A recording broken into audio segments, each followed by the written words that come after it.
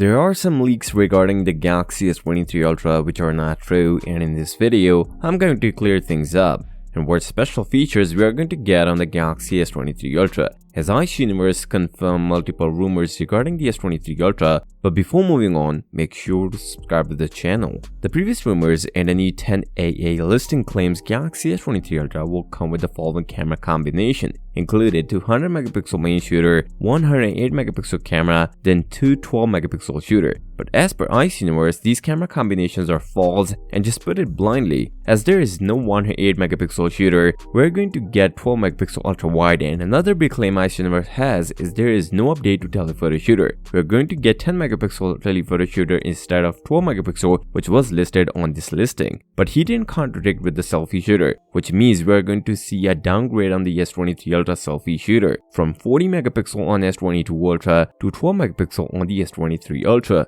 Let me know in the comments, are you guys happy with the 12 megapixel selfie shooter on S23 Ultra? This new listing also gives us some interesting figures on the Galaxy S23 Ultra, where the battery is also confirmed, where we are going to get the 4855 mAh battery, which ends up being listed as 5000 mAh battery on the S23 Ultra, which will going to support 45 watt fast charger, although it was tested with the 25 watt fast charger. As the new displays goes, Galaxy S23 Ultra will going to come with 6.8 inches Quad HD Plus Super AMOLED display with the new technology by the name LTPO 3.0, which will going to give you a peak brightness of 2200 nits, brightest display so far. This display is also 45% more power efficient than the last generation, so we can get more screen on time on the Galaxy S23 Ultra. The best part of Galaxy S23 Ultra internal storage is that it will come with the 256 gigs of version as a base model, and will come with three models: 256 gigs version, 512 gigs version, and 1TB version.